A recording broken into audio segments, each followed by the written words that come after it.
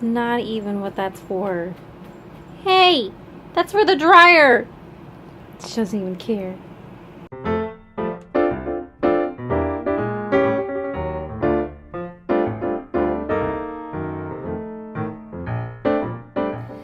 So, this week we are going to be covering how to make a pajama set.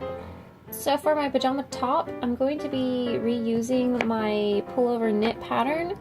And if you're not looking to make a pajama set, you're more interested in just the pajama bottoms, that's fine too. That's what we're going to be learning how to make. Alright, so to start out, this is going to be the pattern you're going to be using. The pattern number is going to be 1520, sizes extra small to large, and this is from Simplicity. We're going to be using the style view A, and that's going to be the long pants. Let's figure out which size you're going to be working with. You want to take a measurement of your hips, of either yourself or whoever you're making this for. So, for example, in my case, if I was making these for myself, my hips measure out at 36, so I would be using a small. But since I'm actually making this as a gift, the person I'm making this for, they land at about 39, so I'll be making a medium. So, how do you figure out your hips? Well, if you remember back in the day with our knit pullover project, I showed you how to get your waist. So, the hips are basically the same thing, it's just going to be the lower half of your body, and you want to measure out the widest part. That's going to be where your hips are. It's like the very tip of your bum. So, once you get that measurement, you'll come back to this and then find out where your measurement lands. So when you're picking your fabrics, make sure you look at this very top box. It's going to tell you what kind of fabrics you can use for this project. I'm going to be using flannel, but you can use anything else that is on this list. You don't want to use anything with stretch in it because this pattern is not made for stretchy fabrics. It's more made for fabrics that don't have a lot of stretch in it or don't stretch at all. Alright, so going down, right here it's going to tell you about the elastic. You're going to need 1 inch wide elastic for this project, and you can use the ribbon twill tape. It's not really used for anything but like a decoration purposes, so I'm not using it. And if you want to look at the finished garment measurements, it's going to be this very, very bottom box. So here is my Doctor Who fabric. It is flannel. I'm going to be using 2.5 yards. It's a pretty safe amount that you'll need. And if you are going to be matching any kind of stripes or designs or anything like that, you might want to get a little bit extra. Alright, so here are all the views for your pattern, but we are going to be using only A. And if we move across from that, these are your pattern pieces that are included in your package. It's only 3 pieces, but there is children's sizes and like adult/teen sizes, so make sure you pay attention to whichever one you're making. Alright, so when you get your pattern piece out of the bag and unfold it, this is what it should look like. Now, I know what you're thinking. This looks really weird and confusing with all those weird lines, but I swear it's not as bad as it looks. So I will go over with you what exactly you need to be paying attention to, what you need to copy down, and what kind of information is important. So these are going to be your cutting lines for view A, which is what we're going to be working with. So, you know, whenever you figured out what your size is, you'll follow the line that has your size on it. So there's extra small, small, medium, large, and extra large. If you are drafting a pattern piece, make sure you transfer this information, the 1 1/4 inch hem line. Also want to make sure you transfer this very long grain line arrow. This will tell you how to cut your pattern piece from your fabric.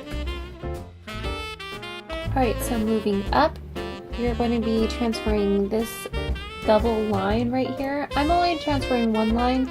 This is going to be your lengthening line. So if you need your legs to be longer, you can lengthen it there, or if you need them to be shorter, you can shorten the legs at this point as well. And all the way at the top, you're going to have this other double line. This is also a lengthening line. This is if you want the top part of your pajama piece to be like a high-waisted or maybe lower the waist a little bit. You want to make sure that this sets at least 1 inch below your waistline, so like 1 inch below your belly button. Another important thing to see right here is your center back seam. You want to make sure that you label that on your pattern piece, and you also mark your little notches right here. And you also want to make sure that you label the size that you're using, and make sure you are using the teen adult if you are making an adult size pattern piece. Also, this is going to be pattern piece number 2. This is going to be the back, and you want to cut 2 of these. And this is pattern piece 2, I realize. You should also get your pattern piece 1. I didn't realize I had to at the time that I was going over all of this information. Okay, so like I said, I'm going to be using a medium. So that's the size that I'm going to put on my pattern piece. And don't forget your notch on the other side. And now to address all of these weird funky lines. These are going to be the lines for different views. We're not going to be messing with any of these because we're going to be making view A. You may want to transfer your crotch line. This is like the second line from the top that's kind of across your pattern piece. And so right here, I'm just showing you that these lines are for different views, so we're not going to be using any of these. So when you are tracing this pattern, you just want to go right through these little peaks that are on here for the other views. You're going to want to completely ignore that and just follow this line that goes all the way down. And just make sure that you follow your size. And then you want to do the same thing, just go right through those little peaks on the pattern piece and just make a straight line. So to go into more depth, I'll show you what I mean. So I'm going to trace this line with my pattern tracer. As you can see, I'm going to go right through that little peak, completely ignoring it, and I'm going to just continue tracing that line. And that's how you're going to trace your pattern. So when you get to this crotchal region, you'll want to make sure that you are following your line that you're supposed to be using. Because it does get a little confusing with all these like intersecting lines and stuff. So just be careful with that. And also make sure you are indicating where your notch is right here. And then you just want to continue tracing along. So just a quick refresher, when you use your pattern tracer, it's going to punch little dots on the paper that you're tracing on. And once you get all of these little dots, you want to take a pencil and connect these dots, and then you'll make a line, which is going to be your pattern. Make sure you also put your labels. These are going to be pajama pants. This is the back pattern piece. You're going to cut 2, and the size is medium. So make sure that you label your center back piece for your back pattern piece. For the front, it's going to be a center front. Be sure to also label your lengthening line and indicate your grain line, which is this really long arrow that goes down the center. Next, I indicated my crotch line with this little dashed line.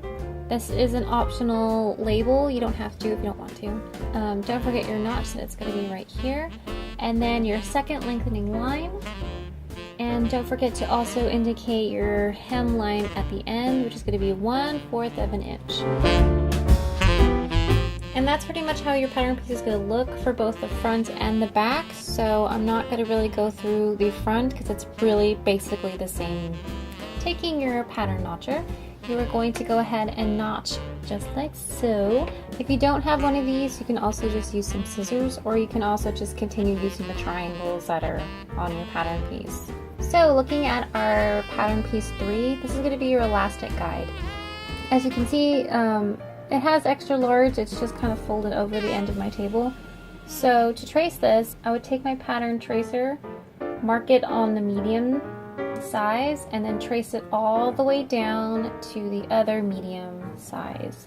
And then I would mark it again, and that little rectangle piece is going to be the size of my elastic. I went ahead and just traced out all of the sizes, so I kept this pattern piece exactly the way it looks like from the paper. So for my size, I indicated all, and I put cut 1, and I labeled it as the elastic guide. So the reason that I left all of the sizes on this pattern piece is because I plan on making several different sizes, so I can just put my elastic to the edge of any size that I want and just measure it that way. You don't have to do it this way. If you just want to get your size only, that's totally fine too. So this is all that we're going to cover for part 1, and we went over fabrics that you're going to be using as well as your elastic.